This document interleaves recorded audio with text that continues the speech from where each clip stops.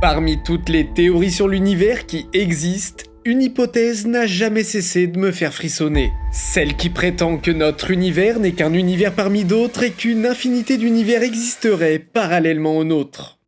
Par exemple, dans un autre univers, peut-être que je fais ce 5 théories à un autre endroit, avec une autre musique de fond, ou avec un autre visage.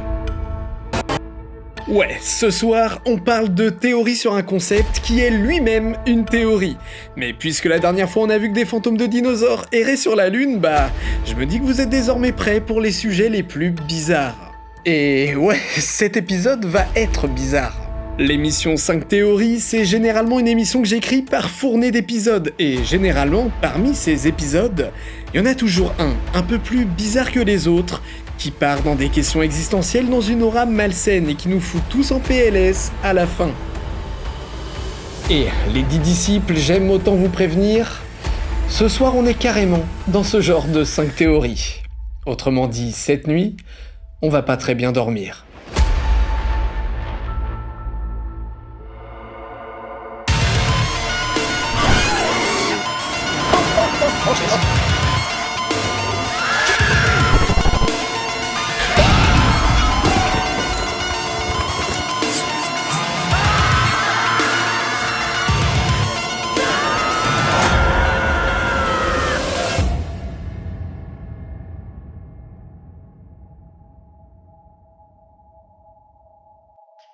L'univers est rempli de mystères. Qu'y a-t-il de l'autre côté d'un trou noir? Y a-t-il de la vie sur d'autres planètes? Que s'est-il réellement passé lors du Big Bang? Qu'est-ce que la matière noire? Ces questions sans réponse pourraient être vues comme les plus grandes énigmes de l'univers, mais il existe une question qui surpasse toutes les autres.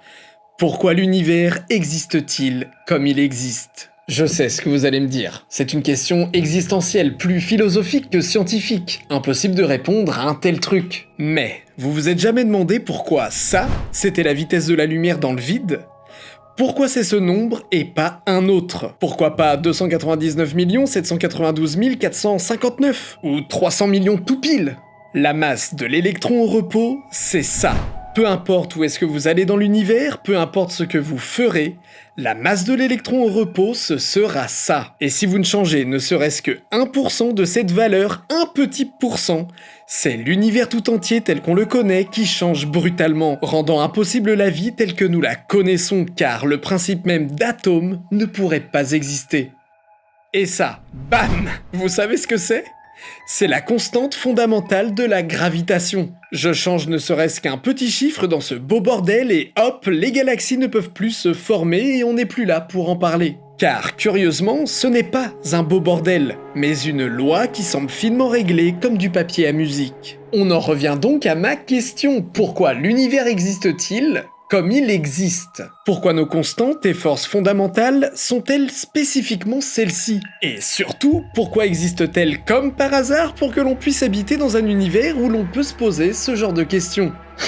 Pour ça, 3 hypothèses. La première, c'est le hasard, un très beau hasard. On se pose toutes ces questions précisément car nous vivons dans un tel univers et s'il avait existé autrement, on ne se les poserait pas. Point final. Tout n'est que chaos et conjoncture, il n'y a rien d'étonnant à ce que les lois physiques soient telles qu'elles sont, car elles sont la raison même pour laquelle nous pouvons être étonnés. La deuxième théorie, qu'on a déjà explorée dans 5 théories, ce n'est pas l'univers qui est à l'origine de notre conscience, mais notre conscience qui est à l'origine de l'univers. Les constantes fondamentales de notre réalité sont ainsi car elles sont des propriétés qui émergent de nos consciences. Elles ne sont pas des valeurs fixes indépendantes de l'observation, mais plutôt des aspects de la réalité qui se manifestent avec la conscience. La troisième théorie, on se prend pas la tête, c'est Dieu qui est derrière tout ça, ou du moins un grand architecte, ce qui explique pourquoi toutes les variables de l'univers semblent si bien ajustées, car elles ont été ajustées par une intelligence supérieure. Vous êtes team quoi, vous? Team hasard? Team conscience? Team Dieu, peut-être? Ouais, c'est pas évident. C'est pas du tout évident. Mais si vous n'arrivez pas à choisir, ne vous inquiétez pas, il y a une 4e option. Il y a une 4e théorie qui est celle, justement, du multivers. Selon cette théorie, nos constantes fondamentales sont ainsi, car notre univers n'est qu'un univers parmi une infinité d'autres univers, chacun ayant ses propres constantes fondamentales. Cette idée, elle découle de plusieurs domaines, que ce soit la cosmologie, la physique quantique, les mathématiques, tout semble concorder vers le concept de multivers. Peu de temps après le Big Bang, l'univers a connu une expansion extrêmement rapide. Mais cette expansion, elle pourrait avoir créé des bulles d'univers, chacune avec ses propres lois physiques. Ceci expliquerait pourquoi notre univers est tel qu'il est et pas autrement, car chaque univers parallèle peut avoir des valeurs différentes, que ce soit la vitesse de la lumière, la constante gravitationnelle, la masse de l'électron, etc., etc. La matière et l'énergie varieraient d'un univers à l'autre et la plupart d'entre eux ne permettraient donc pas l'existence de la vie telle qu'on la connaît. Nous nous étonnons à juste titre de notre univers étonnant tout simplement parce que c'est l'un des rares où les conditions sont propices à notre existence. Dans la majorité des autres univers, les constantes ne permettraient même pas la formation de galaxies, d'étoiles, de planètes ou même de la chimie complexe nécessaire à la vie. Cette hypothèse du multivers explique cet ajustement apparent des constantes sans recourir au hasard pur, à nos consciences ou à une intervention divine. À la place, elle suggère que parmi une infinité de réalités parallèles, nous habitons celle où les conditions sont parfaites pour qu'on puisse émerger et justement théoriser sur notre univers. Les univers parallèles sont-ils à l'origine de nos constantes fondamentales ? Eh bien pour le moment, on peut pas vraiment le dire. Mais peut-être que, comme le dit la deuxième théorie, les univers parallèles ont un lien avec la mort.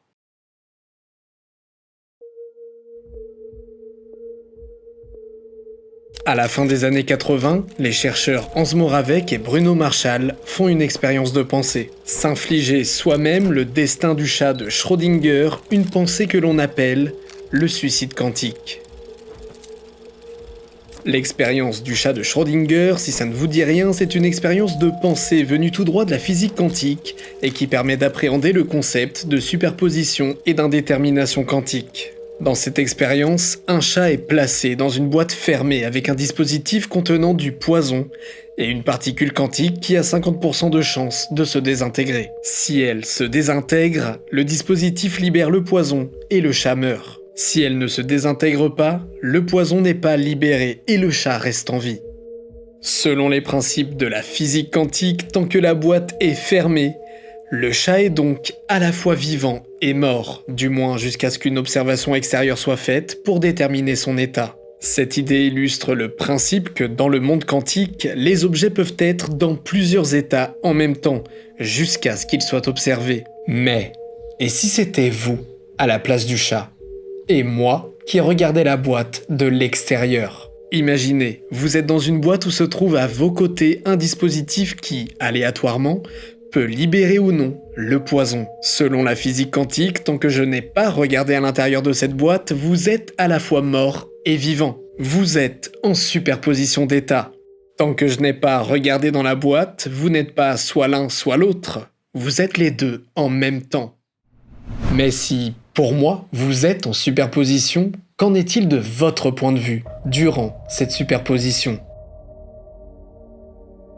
Eh bien, selon la théorie des univers multiples, au moment précis où la boîte se ferme, notre univers se scinde en deux réalités. L'une dans laquelle vous avez survécu et l'une dans laquelle vous avez succombé face au poison.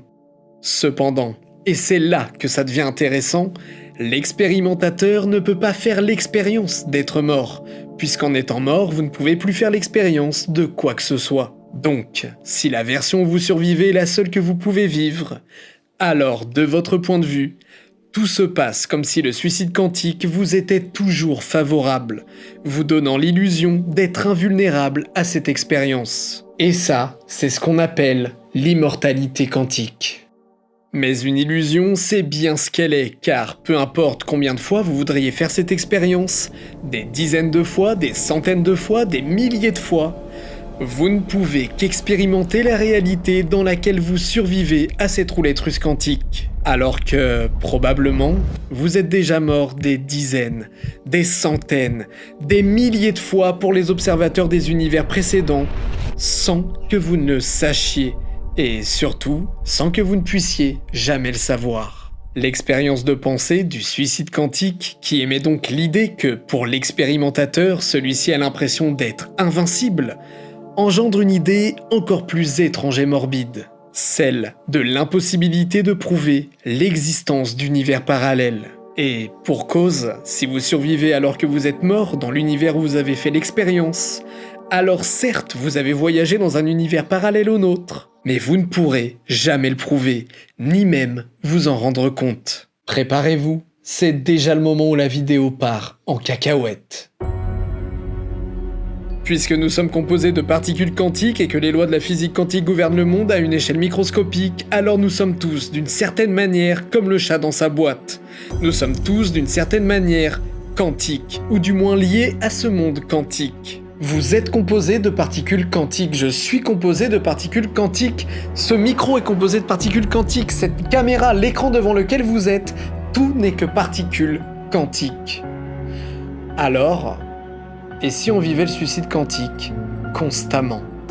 Par exemple hier, alors que vous étiez en voiture ou en vélo, ou même juste en train de marcher sur la route, vous avez, peut-être même sans le savoir, frôlé de justesse un accident. Mais en réalité, vous ne l'avez pas frôlé de justesse, vous êtes mort hier, et vous n'avez conscience que de cet univers dans lequel vous vivez aujourd'hui. L'univers où vous avez justement survécu de justesse. Peut-être que lors de votre dernier repas, en mangeant, vous étiez à deux doigts de vous étouffer, mais votre conscience s'est déplacée dans l'univers où vous avez survécu à cette mort prématurée. Peut-être que vous avez fait une rupture d'anévrisme pendant le générique de cet épisode et que vous continuez de regarder ce 5 théories dans une nouvelle réalité. Alors, peut-être semons-nous tous les jours le deuil de notre propre personne aux êtres qui nous sont chers. Vos parents, vos frères et sœurs, vos amis, vos collègues. Peut-être pleure-t-il votre mort dans de précédentes réalités, sans que vous ne vous en rendez compte, sans que vous ne vous en rendrez jamais compte. Si cette théorie peut nous paraître dérangeante, on peut tout de même trouver en elle un peu de réconfort. Peut-être que les personnes que nous avons perdues continuent d'exister dans un autre univers, une autre réalité où elles vivent en plus toujours à nos côtés, mais avec une version de nous-mêmes qui n'est plus vraiment nous. Néanmoins, le concept d'immortalité quantique, le fait de ne jamais se rendre compte si l'on meurt, entraîne forcément une idée morbide avec elle. Vous ne pouvez pas, même si vous le désirez profondément, mettre fin à vos jours. Car chaque nouvelle tentative vous transportera à nouveau dans un énième univers où vous survivrez une énième fois. Nous sommes tous piégés dans la vie. La mort n'existe pas.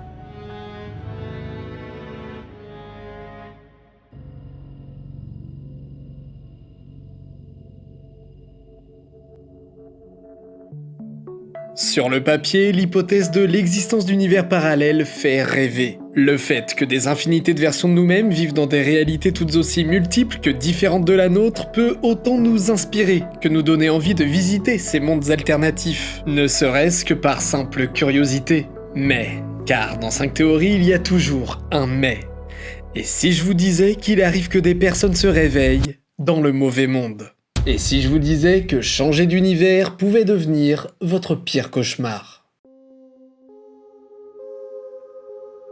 Si vous parcourez les internets à la recherche de témoignages glaçants, vous tomberez forcément sur des posts de personnes qui prétendent être piégées dans le mauvais univers. Ces posts, qui sont la plupart du temps des appels à l'aide, proviennent généralement d'individus qui sont terrorisés depuis qu'ils ont, sans qu'ils aient compris pourquoi ni comment, changé brutalement de réalité pour atterrir dans la nôtre.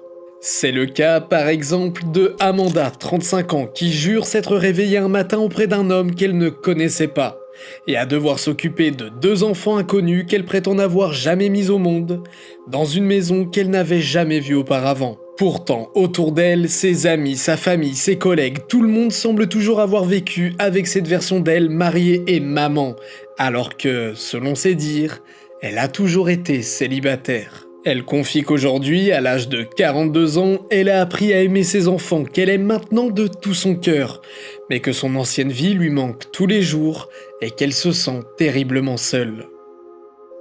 Autre témoignage glaçant, Tyler, 22 ans, qui vit chez ses parents. Tous les matins, il sort de son lit et longe un long couloir qui passe devant la chambre de sa petite sœur. Un jour, il se réveille et la porte de sa sœur est ouverte.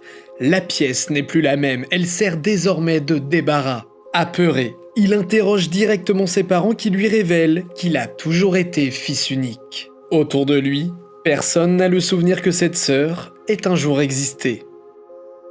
Lui, c'est Michael, footballeur célèbre d'où il vient, vivant de son sport et pour son sport, le foot, c'était toute sa vie. Une passion qu'il partageait avec sa femme et ses enfants depuis plus de 15 ans. Du moins, jusqu'à ce qu'il se réveille un matin dans notre réalité, où il apprend qu'il est handicapé depuis sa tendre enfance et que sa femme et ses enfants n'ont jamais existé. Persuadé qu'une version de celle qu'il aime doit probablement exister dans cet univers, il la trouve enfin au bout de 5 longues années de dépression et, bien sûr, elle ne le reconnaît pas. Michael mettra fin à ses jours, hanté par les souvenirs de son autre vie. Ouais, que ces témoignages viennent réellement de personnes qui viennent d'un autre monde, ou de personnes malades psychologiquement, mais ça fait froid dans le dos. La plupart du temps, ces personnes postent leurs témoignages sur Quora, Reddit et compagnie, non pas pour trouver un moyen d'échapper à notre monde, mais pour trouver d'autres personnes dans le même cas. Ces personnes ont peur, elles sont terrorisées à l'idée qu'une partie de leur vie est disparue et, bien sûr, encore plus terrorisées à l'idée qu'elles sont peut-être devenues folles. Est-il possible que des consciences de personnes extérieures à notre univers aient atterri dans le nôtre ? Tant que le concept d'univers parallèle n'a pas été démontré, il est difficile de pouvoir y répondre. Mais tout ceci peut nous faire penser à l'effet Mandela qu'on avait déjà vu sur cette chaîne il y a des années, ce phénomène qui semble engendrer de faux souvenirs sur une partie de la population. Peut-être que ces personnes viennent de réalités alternatives. Mais comment on pourrait expliquer ça scientifiquement ? Scientifiquement avec des guillemets. Eh bien, s'il existe une infinité d'univers, tous ces mondes possibles doivent forcément évoluer au sein d'un univers encore plus grand. Une sorte de voile dimensionnel, une barrière énergétique qui maintient chaque univers et qui leur permet de ne pas s'entrechoquer.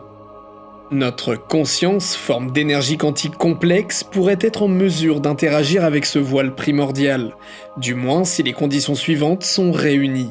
D'un côté, un événement qui perturbe le voile, comme une tempête d'énergie sombre, une éruption solaire massive ou une convergence d'ondes gravitationnelles. De l'autre côté, un événement qui renforce la conscience, comme un rêve lucide, un état de transe ou une méditation profonde. Une fois ces deux conditions réunies, une anomalie cosmique est engendrée et connecte deux individus semblables de deux univers proches. Les consciences sont alors permutées accidentellement entre les deux réalités. Mais nos consciences peuvent-elles traverser le multivers ? Nos consciences peuvent-elles se souvenir de réalités différentes ? Après tout, peut-être nos rêves sont-ils la preuve que nous pouvons percevoir des fragments de nos existences vécues dans des univers parallèles ? Peut-être les sentiments de déjà-vu sont-ils des connexions éphémères entre nos différentes consciences ? Peut-être, on ne sait pas. Mais une chose est sûre, faites gaffe cette nuit à ce que votre conscience n'aille pas se balader en dehors de notre réalité. Qui sait dans quel genre d'univers alternatif vous vous réveillerez demain ?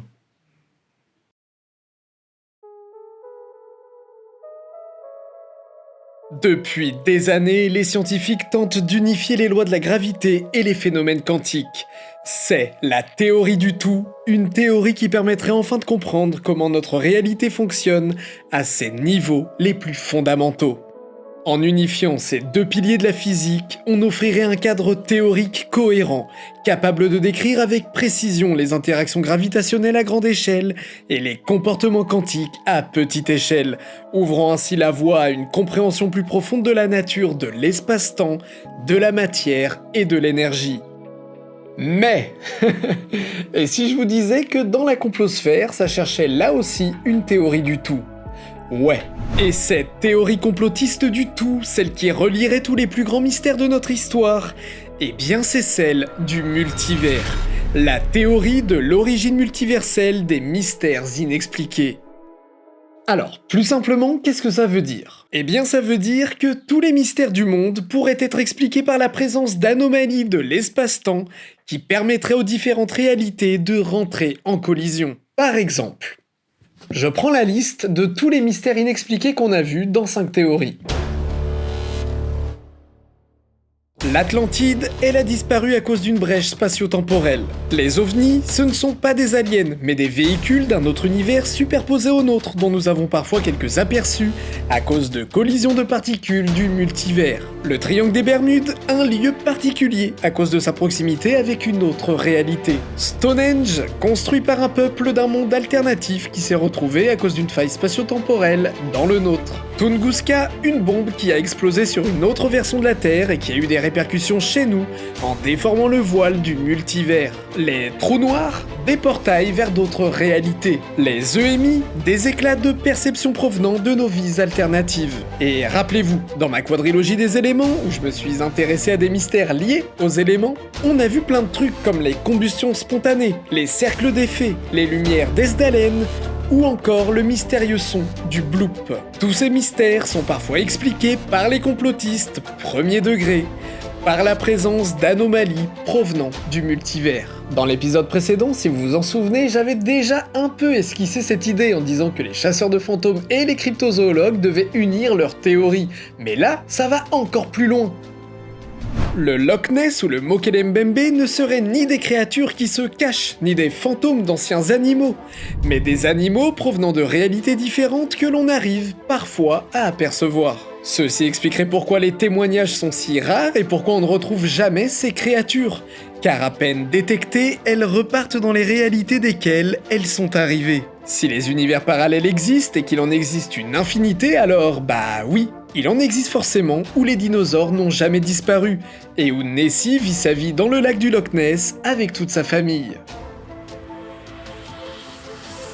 Cependant, qu'en est-il du plus grand mystère de tous les temps ?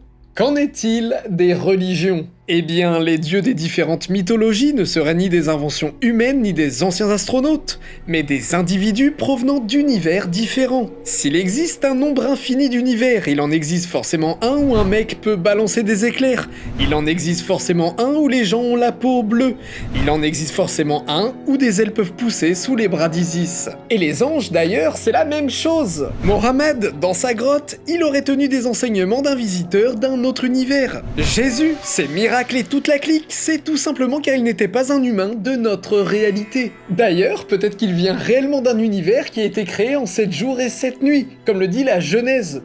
Qui sait ?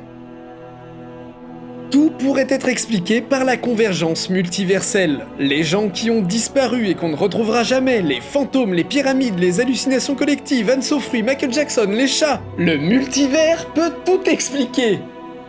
Du moins, en apparence. Car si le nombre de réalités différentes à la nôtre est infini, alors il existe forcément des univers à l'intérieur desquels les humains ont découvert un moyen de voyager à leur guise entre les différents univers. Et donc, si tel est le cas, ces univers devraient déjà avoir réussi à nous contacter. Ces univers auraient déjà dû se manifester. Or, ce n'est pas le cas. La convergence multiverselle est bien belle, mais si le multivers existait, c'est avec bien plus que des témoignages du Yéti ou des dieux à la tête de chacal qu'on aurait dû le remarquer. Est-ce que ça veut dire que le multivers n'existe pas ? Non, c'est bien pire que ça. Et c'est ce qu'on va voir dans la dernière théorie.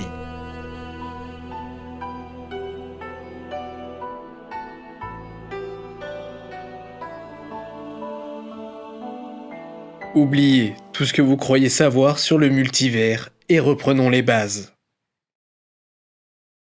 L'hypothèse des univers multiples suppose 2 postulats. 1. Le principe d'équivalence. Chaque univers a la même probabilité de se produire. Par exemple, comme on l'a vu tout à l'heure, vous avez un accident et vous mourrez, un univers se crée dans lequel vous restez en vie. Ou, plus simplement, vous tirez à pile ou face dans votre cuisine, la pièce tombe sur pile dans un univers et face dans un autre. 2. Le principe d'infinité. Chaque probabilité s'exprime à travers une nouvelle réalité. Il existe donc une infinité d'univers dont le nombre augmente indéfiniment. Pour reprendre l'exemple de la pièce dans la cuisine, il existe des univers où elle retombe sur pile et d'autres où elle retombe sur face. Mais aussi des univers où vous faites le tirage dans votre salon ou à l'autre bout du monde, et même des univers où la pièce est construite avec du plastique, et même encore des univers où la pièce est construite avec des matériaux inconnus.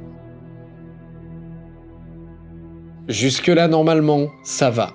Une infinité d'univers avec chacun la même probabilité de se produire. Néanmoins, ces deux postulats engendrent un paradoxe. S'il existe une infinité d'univers, alors il devrait y avoir des univers à l'intérieur desquels des personnes ont trouvé le moyen de se rendre dans notre univers. Mais puisque la probabilité que des personnes aient trouvé le moyen de se rendre dans notre univers est infinie, alors, forcément, puisque cette probabilité est infinie, ils auraient déjà dû se rendre dans notre univers. Alors je vous vois venir, peut-être que ces visiteurs sont là, cachés, qu'ils nous observent en secret. Sauf que non, car selon le principe d'équivalence, il existe forcément un univers où ces visiteurs veulent se manifester. Et selon le principe d'infinité, il existe forcément une infinité d'univers où ces visiteurs veulent se manifester.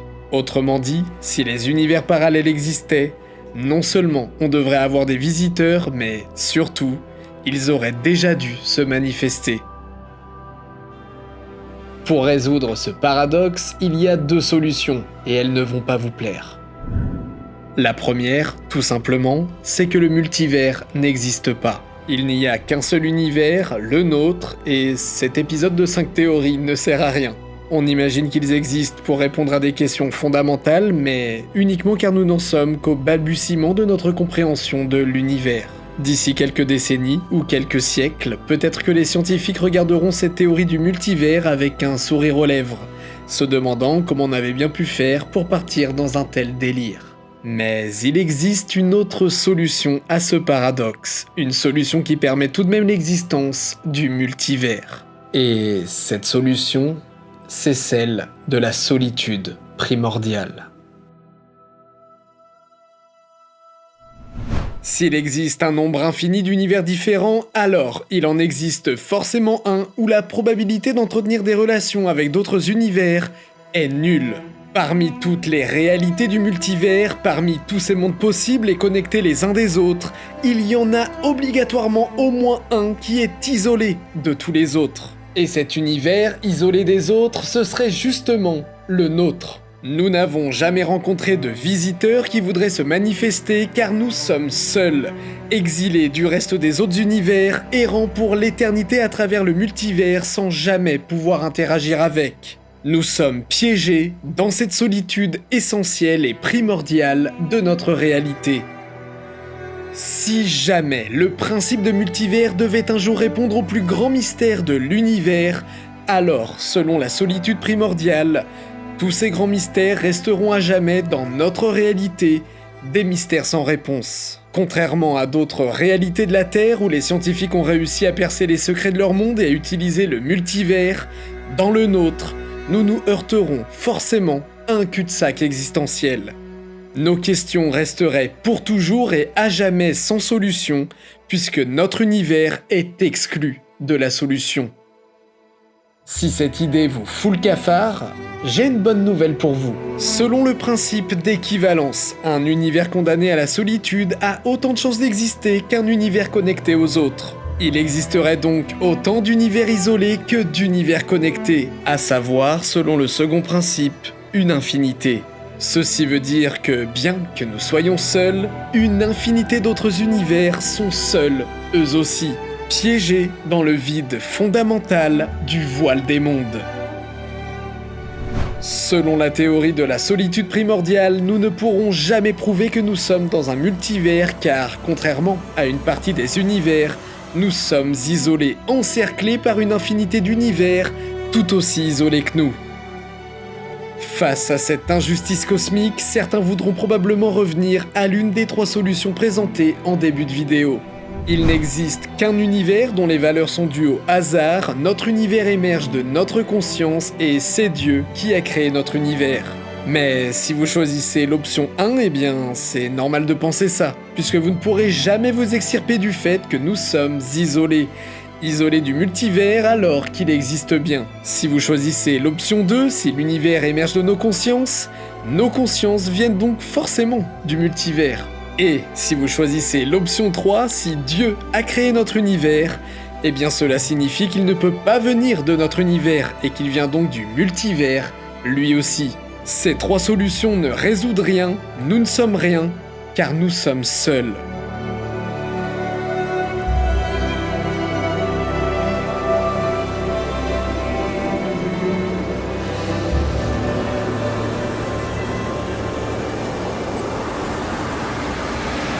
Voilà.